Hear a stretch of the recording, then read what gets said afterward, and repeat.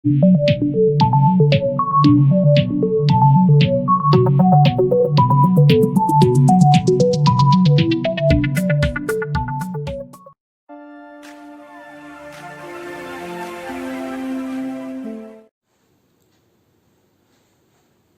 वास्तुविजन में आपका स्वागत है। नील सरोरु श्याम तरुण अरुण वारिज नयन करौ समम ऊर्धाम सदा क्षीर सागर शयन। आज मैं आपको दैनिक जीवन में होने वाले कार्यों को, प्रतिदिन किन कार्यों को करें और किन कार्यों को न करें, इसके बारे में बताने जा रहा हूँ। इन सभी का वर्णन हमारे वेदों में दिया हुआ है, जिसको मैं आपके समक्ष बता रहा हूँ। वेद सभी ग्रंथों में आद्य ग्रंथ है। संसार के सभी ग्रंथों का आधार वेद है। त्रिकालदर्शी महर्षियों ने हजारों वर्षों तक तपस्या करने के उपरांत हमारे दैनिक जीवन, हमारे कार्य, हमारी औषधियों के शुभाशुभ परिणामों का वर्णन किया है। हमारे आद्य ग्रंथ क्या है? 4 वेद, 6 शास्त्र, 18 पुराण और 108 उपनिषद, जिसमें संसार के समस्त कार्यों का वर्णन किया गया है। अब मैं प्रातः काल से चलता हूं। प्रातः काल बिस्तर छोड़ने के पूर्व जो नासिका चलती है, दाहिनी नासिका सूर्य स्वर, बाईं नासिका चंद्र स्वर, तो जो नासिका चलती है उस तरफ करवट बदल करके बिस्तर से उठना चाहिए। फिर अपने दोनों हाथों का दर्शन करते हुए कराग्रे वसते लक्ष्मी, कर मध्य सरस्वती, कर मूले तु गोविंद, प्रभाते कर दर्शनम। मंत्र याद है तो मंत्रों के द्वारा, अन्यथा करतल के अग्रभाग में लक्ष्मी, मध्य भाग में सरस्वती और मूल भाग में भगवान विष्णु श्री हरि का को ध्यान करते हुए बिस्तर छोड़ना चाहिए। लेकिन धरती पर पैर रखने के पूर्व प्रातः स्मरणीय श्लोक यदि याद है तो, नहीं तो अपने देवी देवताओं को याद करना चाहिए। अब मैं क्रमशः आपको बता रहा हूं। गणेश जी, शिव जी, दुर्गा जी और नवग्रह। प्रातः स्मरामि गणनाथ मनाथ बंधुम, सिंदूर परिपरि शोभित गण्य युग्मम, उदंड विघ्न परिखंडन चंदंड माखंडलादि सूर्यनायक वृंदबंदम। प्रातः स्मरण भव भीति हरम सुरेशम, गंगाधर वृषवाहन मम्बिकेशम, खड़वांग शूल वरदाभयस्तमीशम, संसार रोग हरम औषधम द्वितीयम। प्रातः स्वामी सरदिंदु करो ज्वलावाम, सदरत्नवाकर कुंडल हार भूषाम। ऐसे इन मंत्रों को बोलते हुए और अंत में नवग्रह का ध्यान करते हुए, ब्रह्मा मुरारी त्रिपुरांतकारी, भानु शशि भूमिस्तु बुधस्य, गुरुश्च शुक्र शनि राहु केतव,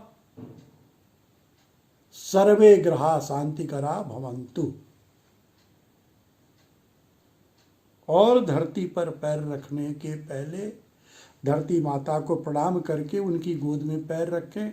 मंत्र याद है तो, अन्यथा माता से यह प्रार्थना करें कि हे माता, मैं आपके गोद में अपना पैर रख रहा हूं। समुद्र वसने देवी पर्वतस्तन मंडले, विष्णुपत्ति नमस्तुभ्यं पादस स्पर्श क्षमस्व में। फिर धरती पर फर्श पर अपना दाहिना पैर रखें, फिर बायां पैर रखें और तब उठें। लेकिन उठने के बाद क्या देखें और क्या न देखें? क्या देखें? देवी देवताओं के चित्र, गंगा जल, गंगा जी, माता पिता का ध्यान व उनके चरण स्पर्श। क्या न करें? जल या दर्पण में अपना प्रतिबिंब न देखें और युद्ध के चित्र, मशीनरी, काले चित्र, काला रंग, जूठे बर्तन इत्यादि को न देखें। पहले इन चीज़ों का दर्शन, देवी देवताओं के तस्वीर का दर्शन कर लें, माता पिता के चरण स्पर्श कर लें, उसके बाद ही कोई चीज देखें।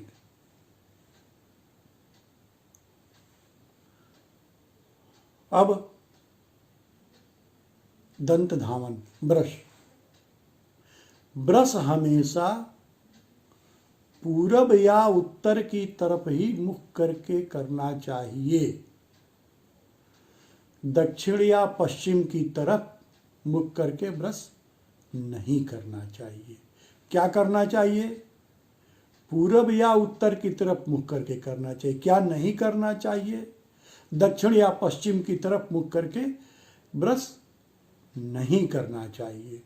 उसके उपरांत गुनगुना जल, बासी जल या सामान्य जल, जो आपको सूट करता हो वो ले, फिर फ्रेश होने जाएं। फ्रेश होके आने के उपरांत हल्का व्यायाम करें या न करें, लेकिन योगा जरूर करें,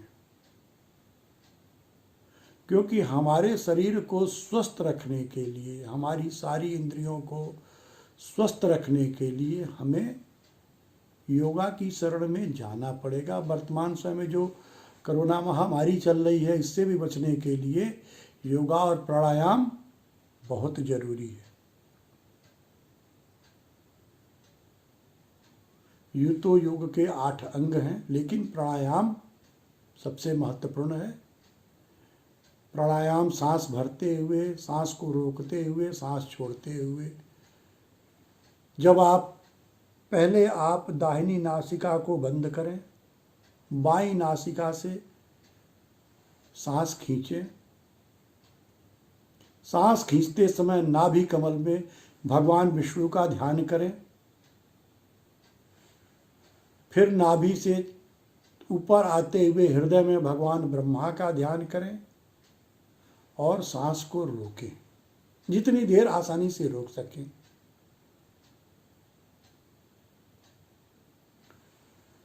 फिर बाईं नासिका को बंद करते हुए दाहिनी नासिका से माथे पर भगवान शिव जी का ध्यान करते हुए धीरे धीरे सांसों को छोड़ें। यह कम से कम 3 बार करें। उसके बाद स्नान, क्योंकि बिना स्नान किए आपके किसी भी पुण्य कार्य का फल नहीं मिलता।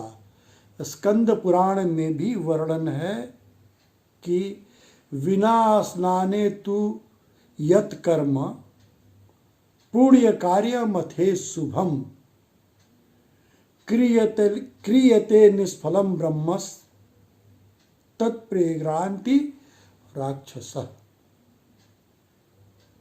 बिना स्नान किए हम जो भी पुण्य कार्य या शुभ कार्य करते हैं, उसका संपूर्ण फल हमको नहीं मिलता। उसका फल राक्षस गण ले जाते हैं।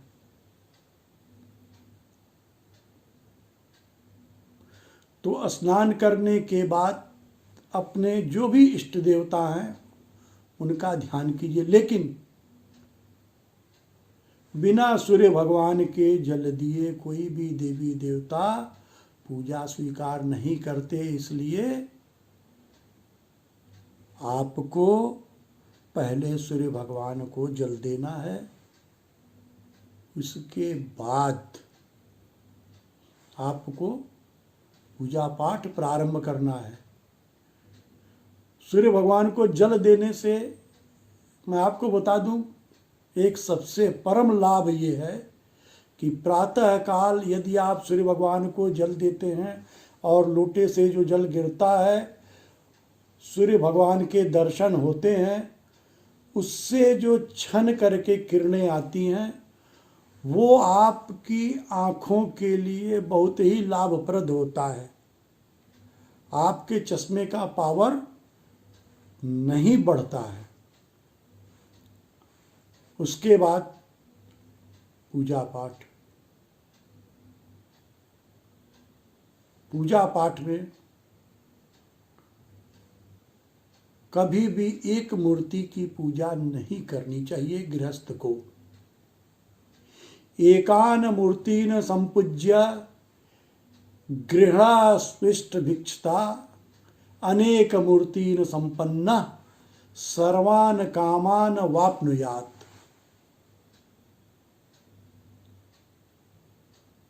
एक मूर्ति की पूजा करने से उद्वेग होता है और अनेक मूर्तियों की पूजा करने से संपूर्ण मनोकामनाओं की पूर्ति होती है। इसलिए किसी एक मूर्ति की पूजा न करें।